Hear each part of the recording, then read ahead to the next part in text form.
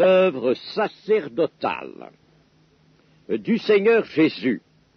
Et nous avions dit que cette œuvre occupait sa vie entière et qu'elle avait commencé lors même de sa naissance sur la terre.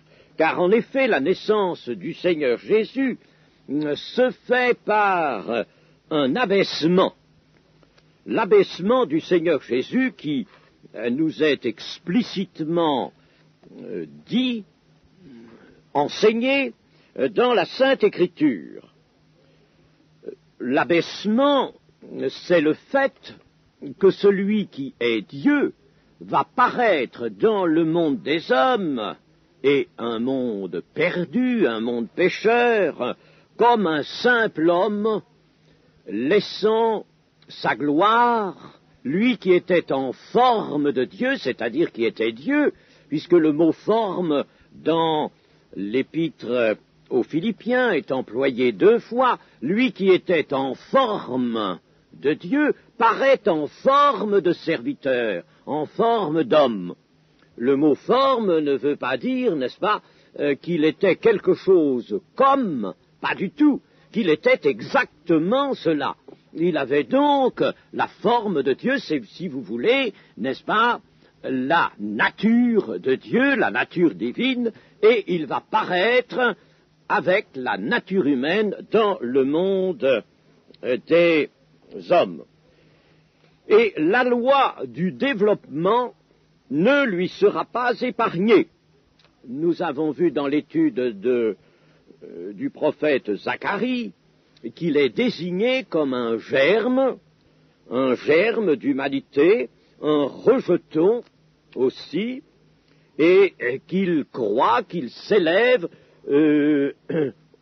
au-dessous de lui, c'est-à-dire au-dessous de lui, c'est le texte littéral qui dit cela, il germera en son lieu, c'est-à-dire qu'il germera au-dessous de lui, c'est-à-dire d'une souche qui est déjà là, présente dans l'humanité, au-dessous de lui, et c'est de cette souche qu'il germera, c'est-à-dire du tronc d'Isaïe, le père de David. C'est la naissance du Seigneur Jésus dans une mangeoire, dans la pauvreté, c'est l'enfance que nous connaissons assez peu par les évangiles, ce sont toutes les humiliations d'une pauvre condition sociale. Puis Jésus parcourt un à un les degrés de l'existence humaine. Il les parcourt. Il a, nous dit l'Épître aux Hébreux, été tenté en toutes choses comme nous.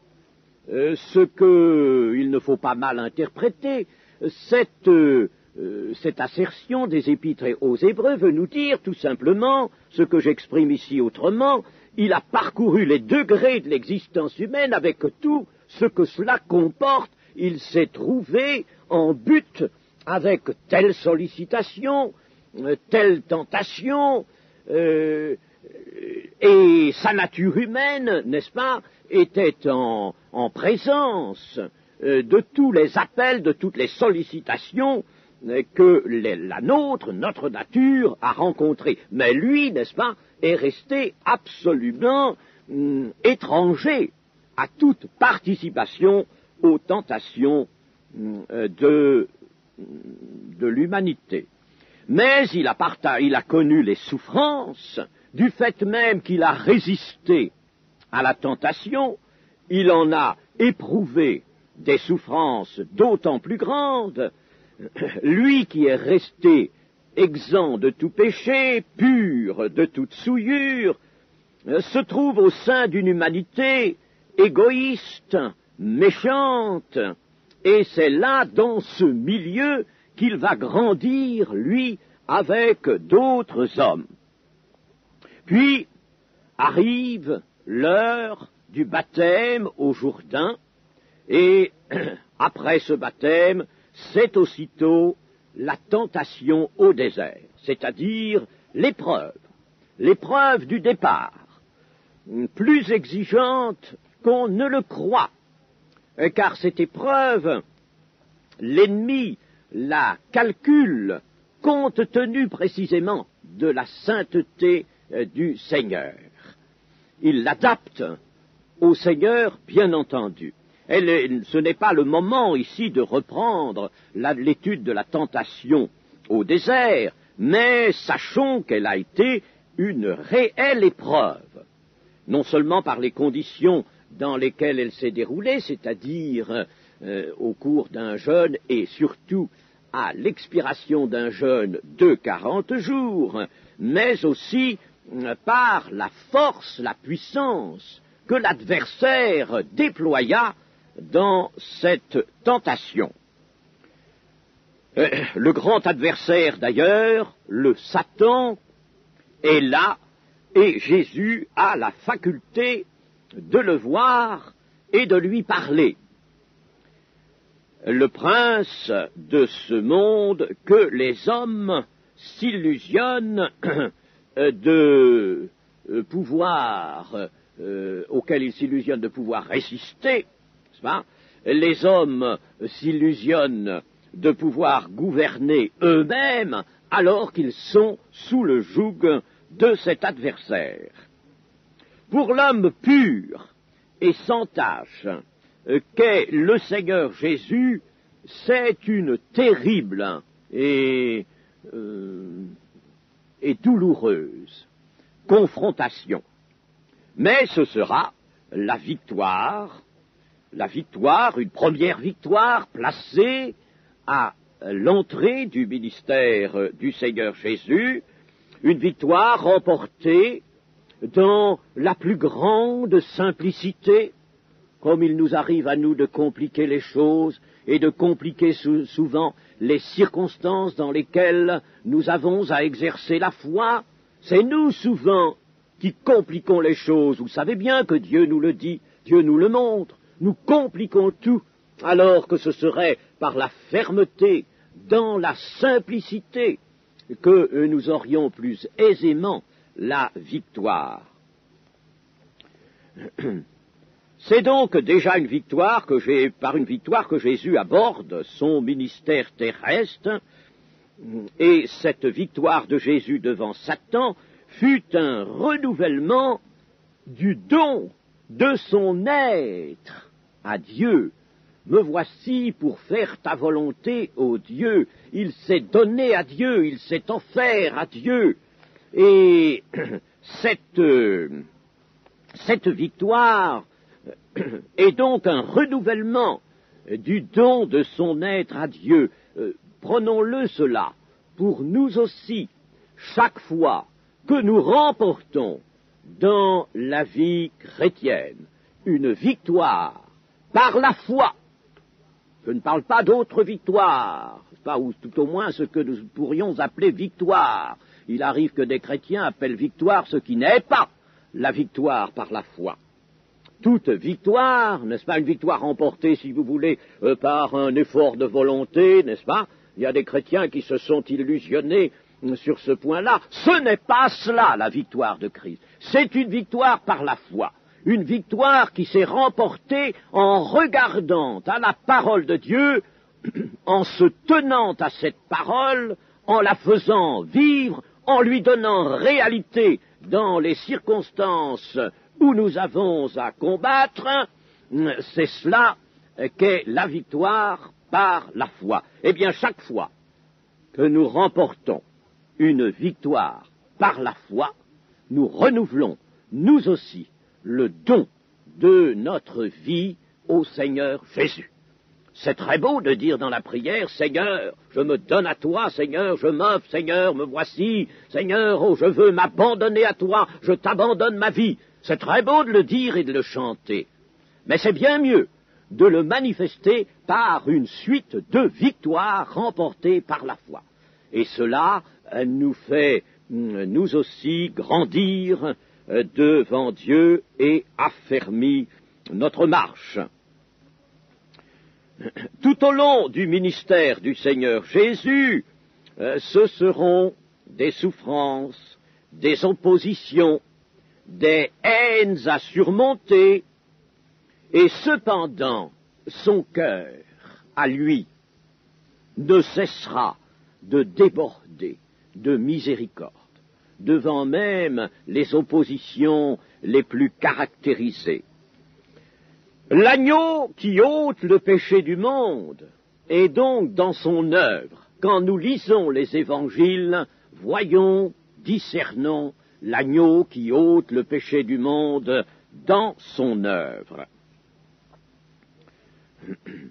A-t-on pensé au contact de l'âme pure et sainte du Seigneur avec les hommes de son temps, avec leur fourberie, leur égoïsme, leur hypocrisie, leur animosité, toute leur souillure, ces souillures qui sortent du cœur de l'homme, comme Jésus l'a enseigné, et qui souillent son comportement, sa marche. Eh bien, Jésus était entouré de ces hommes-là, et il les aimait. Et ces hommes-là, il faisait un tri parmi eux, un tri s'opérait, et comment s'opérait-il? Sur la base d'une moindre culpabilité, d'une moindre participation au péché, non pas les plus grands pécheurs, les prostituées, les gens de mauvaise vie, les publicains, tels étaient ceux à qui il destinait plus particulièrement ses encouragements et ses enseignements, parce qu'il les triait par la foi.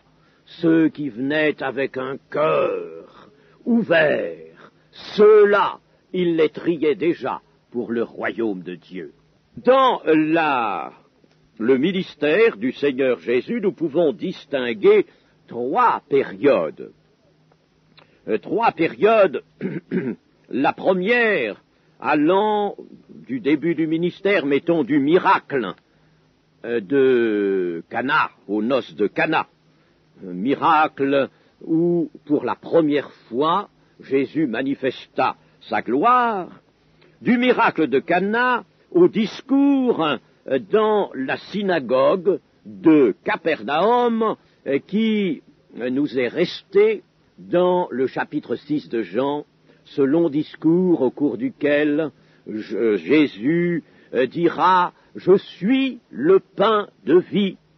Celui qui mange ce pain vivra éternellement. Celui qui mange ma chair et qui boit mon sang aura la vie éternelle. Celui qui ne mange pas ma chair et qui ne boit pas mon sang n'a pas la vie éternelle. » C'est ce discours qui ferme la première période que nous pouvons distinguer dans le cours du ministère du Seigneur Jésus. Là, dans cette première période, Jésus se révèle à ceux qui croient. Mais à l'issue, là, de cette période, c'est-à-dire à ce discours dans la synagogue de Capernaum, la foule, le plus grand nombre des disciples du Seigneur Jésus le quittera. Ils diront, qui peut entendre cette parole? Cette parole est dure, qui peut la supporter? Comment peut-il nous donner sa chair à manger, son sang à boire? Alors, ils n'allèrent plus avec lui. À partir de ce moment-là, ils n'allèrent plus avec lui.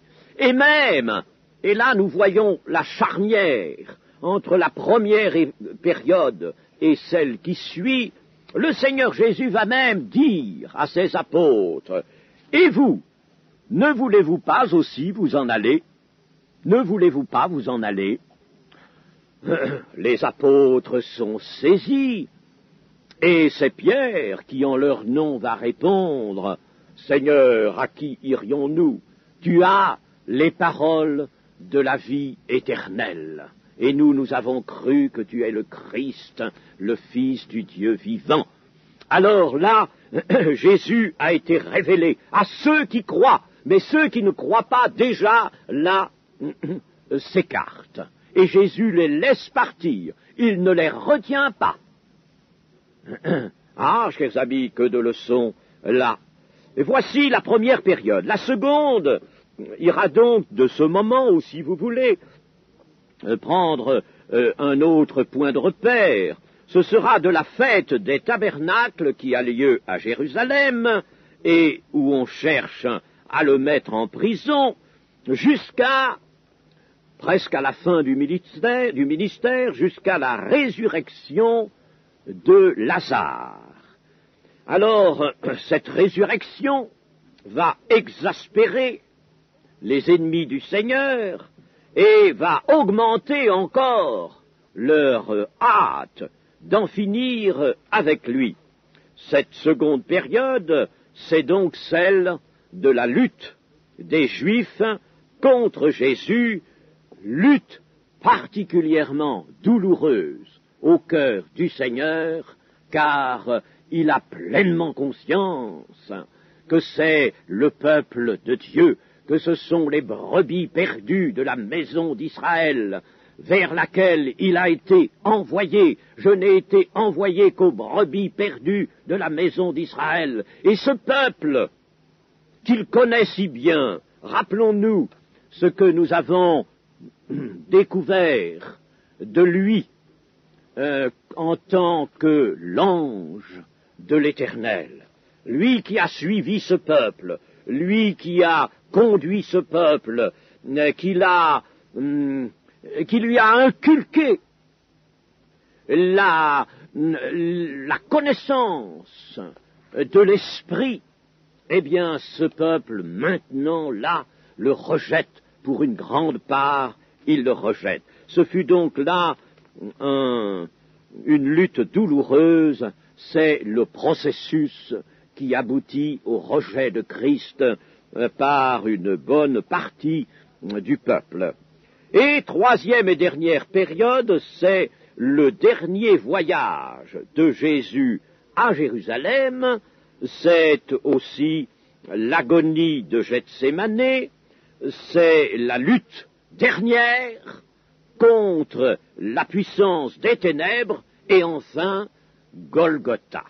Cette dernière période n'occupe que quelques jours, mais elle est très chargée en événements, c'est pourquoi on peut la considérer comme une période, c'est celle, si vous voulez, que l'on appelle la passion du Seigneur Jésus-Christ. Eh bien, ces trois périodes sont surtout dégagées pour la lumière qu'elles apportent à la marche. J'ai parlé de la marche de Jésus vers la croix, montrant ainsi que son ministère est déjà l'œuvre du souverain sacrificateur. C'est déjà l'œuvre sacerdotale. Il marche vers la croix, et ces trois périodes sont comme les trois degrés de l'autel du sacrifice.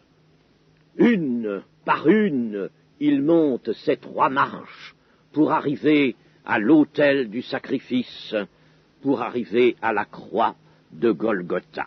Mais tout cela est un ensemble, chers amis, et c'est à vous inviter à considérer tout le ministère de Jésus comme un ensemble que j'ai voulu vous donner cet aperçu.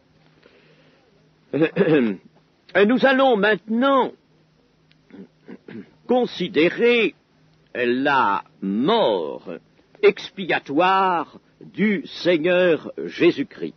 Et nous lirons dans Matthieu chapitre 20 et verset 28, « C'est ainsi que le Fils de l'homme est venu, non pour être servi, mais pour servir et donner sa vie comme la rançon de plusieurs. » Voilà un texte qui contient en peu de mots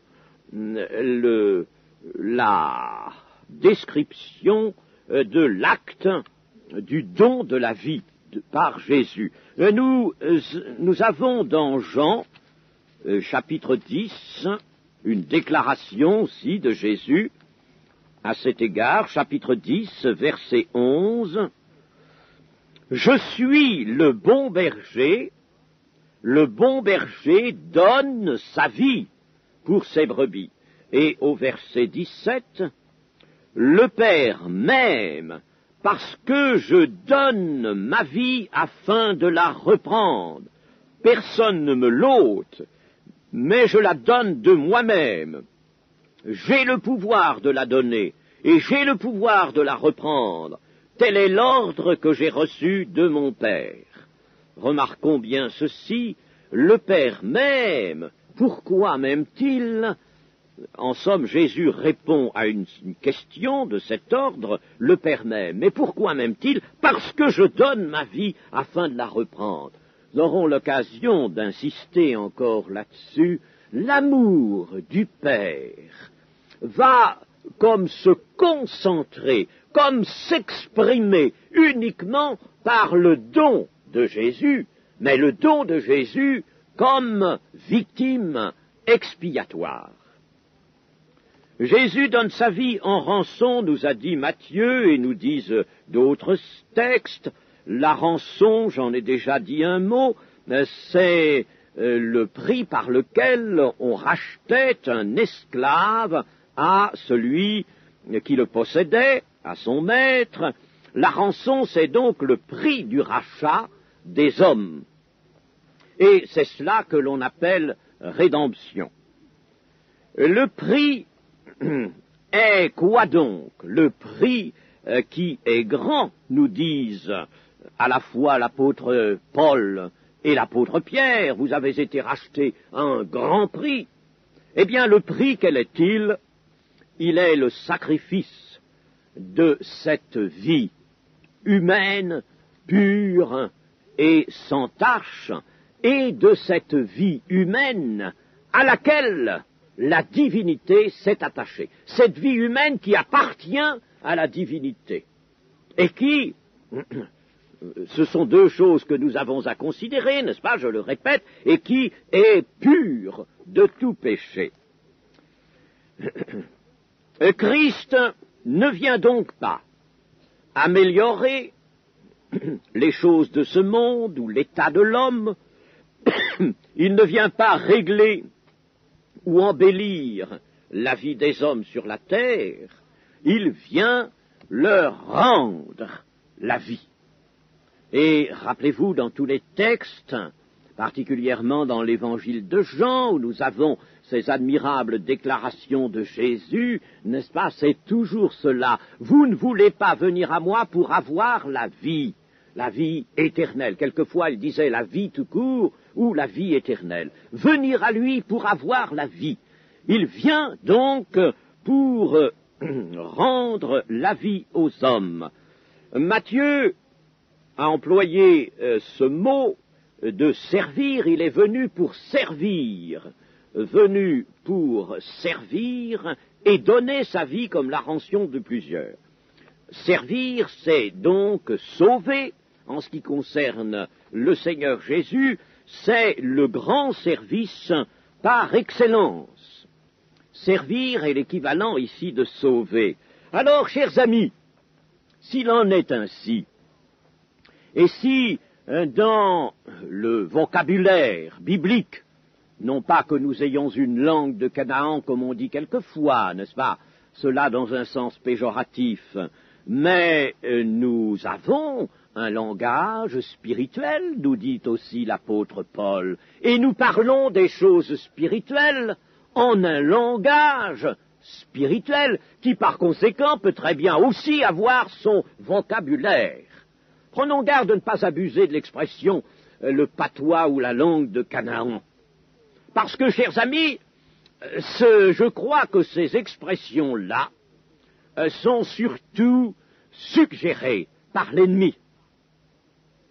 On ne parle pas, en effet, comme d'aucuns s'aventurent à le faire aujourd'hui, on ne parle pas des choses saintes de la foi.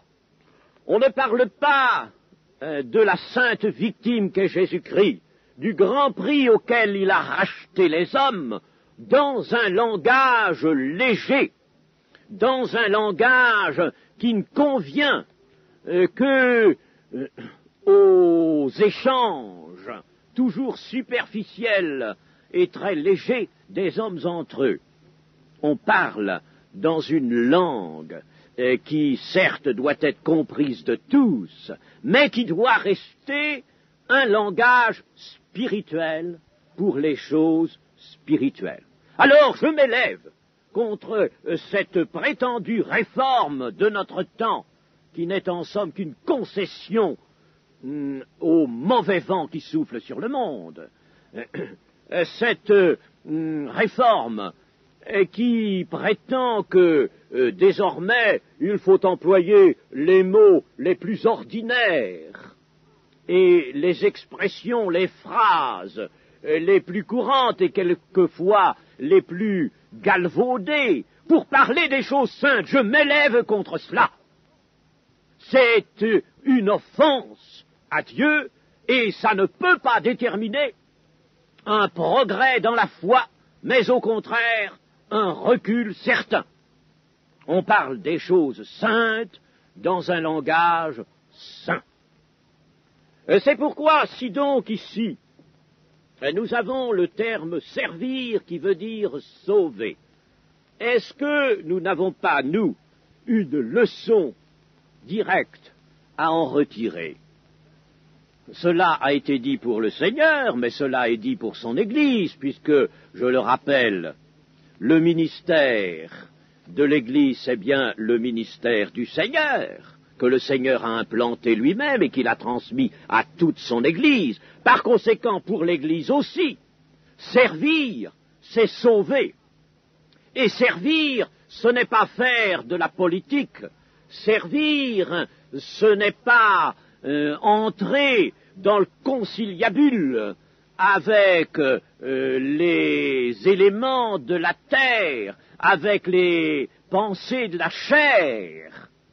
Sauver, c'est susciter la foi dans les cœurs, c'est toucher les cœurs par la parole de Dieu, c'est manifester la miséricorde du Maître, pour que, en effet, la résistance des cœurs cède, pour que ce qui est la dureté dans les cœurs fonde à la chaleur de l'amour divin. C'est cela sauver, chers amis. Ce n'est pas concéder, ce n'est pas chercher des moments de satisfaction personnelle, de réjouissance. Il y en a qui aimaient se fustiger pour la simple satisfaction de la chair, nous rappelle même l'apôtre Paul. Eh bien, il ne s'agit pas, n'est-ce pas, de rencontres dans le cours desquelles on va sentir une certaine émotion vous gagner et ensemble on va s'aventurer dans cet inconnu de l'émotion qui peut nous mener n'importe où et puis dire voilà, l'esprit est au milieu de nous. Non pas servir, ce n'est pas cela. Servir, c'est avec toute la dignité du Seigneur, toute sa simplicité, toute son humilité, apporter la parole de force, l'évangile de puissance, qui atteint les cœurs, qui, nous le verrons dans le prophète Zacharie, est une flèche, la flèche de Dieu, lancée jusqu'au fond des cœurs. C'est ça, servir, chers amis. Il faut restaurer tout de même, n'est-ce pas, les notions qui sont à la base de la vie chrétienne et du témoignage chrétien. Naissant de la Vierge Marie, Jésus reçoit d'une femme, né d'une femme, c'est l'expression qu'il y a dans les Écritures, il reçoit notre nature et il prend place au sein de l'humanité. C'est là, au sein de l'humanité, dans cette participation à l'humanité, participation au sang et à la chair, comme dit l'Épître aux Hébreux, c'est là que le rachat peut s'opérer et va s'opérer. Mais s'il est né de la Vierge Marie, il est aussi conçu du Saint-Esprit, selon l'expression généralement employé, c'est-à-dire que c'est le Saint-Esprit qui l'a fait naître dans le sein d'une personne qui n'avait pas connu d'homme, hors de la procréation, c'est le Saint-Esprit qui a fécondé le sein de cette femme, il est donc conçu du Saint-Esprit, en effet. Eh bien, Jésus, alors, à cause de cela, est préservé, dès le sein de sa mère, de la corruption de notre nature. Il est, comme Jérémie le déclare, en son chapitre 23, je crois, il est le germe juste. Notons bien l'expression du prophète Jérémie, un rejeton sortira des racines de David, n'est-ce pas? Conforme à la justice de Dieu, en tout point vu comme juste par Dieu lui-même. Dieu a tant aimé le monde qu'il a donné son Fils unique. Il l'a donné pour qu'il vienne mourir et racheter les hommes. Et, je le dis à nouveau, c'est là l'amour de Dieu, c'est là le véritable amour, et non pas l'amour de conception sentimentale et humain, qui, par lâcheté, par faiblesse, qui, dans la compromission, laisse aller les événements, laisse aux événements leur cours le plus agréable à la sentimentalité humaine, laisse intervenir par conséquent les facteurs du péché, les facteurs du mal, et par conséquent laisse agir la mort. Voilà cet amour dont on nous parle tant aujourd'hui. Et c'est pourquoi j'y insiste, chers amis, ne soyez pas trompés par ce mot que l'on emploie, ne vous laissez pas dérouter, même si l'on vous dit « vous n'avez pas d'amour pour eux ». Eh bien, si l'on vous dit cela, recueillez-vous en vous-même et dites « j'aurai de l'amour pour eux ». Mais j'aurai de l'amour comme Dieu en a manifesté. J'aurai de l'amour pour les sauver. Moi aussi, je donnerai ma vie. Moi aussi, j'exposerai ma vie. Moi aussi, je ne me regarderai pas comme supérieur à eux, mais je regarderai que tout l'intérêt, tout mon intérêt est sur eux. L'intérêt que le Seigneur Jésus a fait apparaître dans mon cœur est pour les autres. Je ne regarde pas les autres, je ne me regarde pas comme supérieur aux autres, comme plus important que les autres, comme prédominant les autres, mais c'est au contraire l'autre, les autres, sur lesquels je porterai cet intérêt majeur, ce sont des autres que je m'occuperai. Moi, le Seigneur s'occupe de moi. Si je m'occupe des autres, lui s'occupe de moi. Je n'ai pas besoin de m'occuper de moi. Il ne faut pas que je m'occupe de moi. Il ne faut pas que je sois toujours à me considérer, à me regarder, à analyser tous mes sentiments, toutes mes pensées, toutes mes craintes, à rechercher tout ce qui peut me plaire, me satisfaire, à écarter tout ce qui peut m'attrister, me nuire. C'est cela la vie chrétienne. Je vais ainsi m'occuper de moi-même, de moi, mais c'est absolument cela, en dehors de la vie chrétienne, en dehors de la pensée de Christ. Je ne m'occupe pas de moi, je m'occupe des autres. Ce sont les autres que Dieu met devant moi, place dans ma pensée les autres, pour les servir, pour les sauver, car je puis sauver, car même si je suis le plus petit des disciples de Christ, je puis participer à ce salut que Dieu veut encore répandre sur les hommes, même si j'y participe pour une parcelle, j'y participe quand même si je ne peux pas agir par moi-même, comme le disait dans sa parabole ou dans ses paraboles le Seigneur Jésus, eh bien, ce talent ou cette mine unique que je détiens, que j'ai, ce peu de choses peut-être qui est à moi, de spirituel, ce que j'ai reçu du Seigneur, ce peu de dons, ce peu de foi peut-être, eh bien cela, je vais le donner au banquet, c'est-à-dire je vais le mettre à la disposition de certains de mes frères ou certaines de mes sœurs qui ont plus de possibilités que moi, qui ont plus de foi que moi, qui ont reçu peut-être d'autres dons que moi, et je vais les aider, et avec eux, je participerai aussi à la mise en valeur des biens du Seigneur, c'est-à-dire au salut des hommes.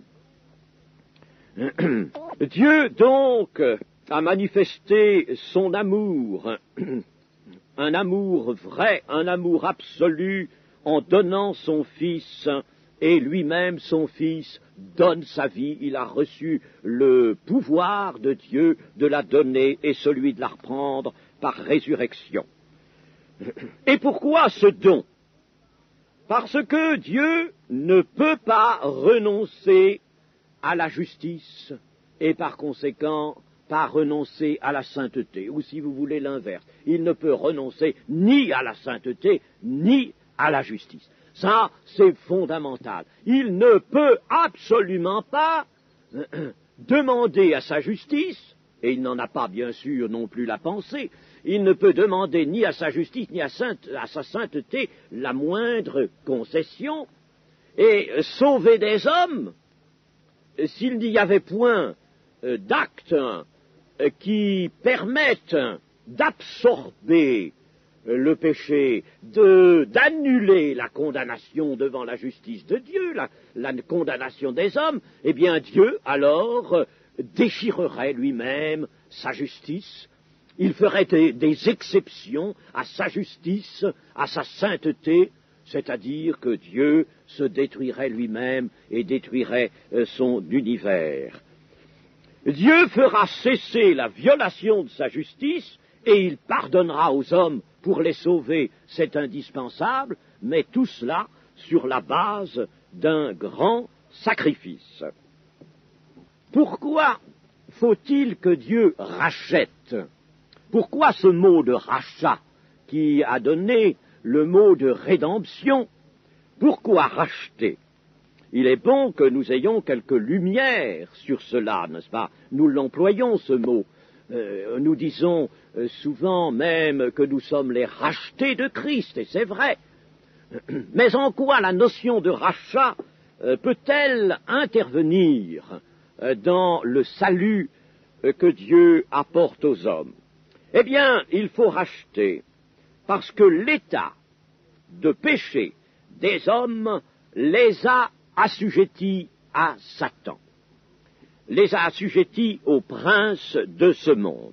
Et là-dessus, nous allons regarder quelques passages. Voyons d'abord dans l'épître aux Romains, au chapitre 6 et le verset 16. Ne savez-vous pas qu'en vous livrant à quelqu'un comme esclave pour lui obéir, vous êtes esclave de celui à qui vous obéissez, soit du péché qui conduit à la mort, soit de l'obéissance qui conduit à la justice. Bon, je m'en tiens à cela d'abord. En se livrant à la parole de Satan, en écoutant Satan, en suivant sa suggestion et en se séparant de Dieu, l'homme s'est assujetti à Satan. Voyons Romains 8, verset 19. Aussi la création attend-elle avec un ardent désir la révélation des fils de Dieu, car la création a été soumise à la vanité, non de son gré, mais à cause de celui qui l'y a soumise. La création, ça comprend absolument tout ce qui est sur la terre, n'est-ce pas? Aussi bien les hommes que les animaux, les plantes, le globe tout entier qui a été frappé de malédiction. Cela comprend tout. Les fils de Dieu, ce sont ceux qui, ayant la foi, ont été rachetés par le Seigneur et sont promis à la gloire, sont promis à une certaine révélation le jour de la résurrection, n'est-ce pas? Eh bien, la création, donc, a été soumise à la vanité, c'est-à-dire à se détruire.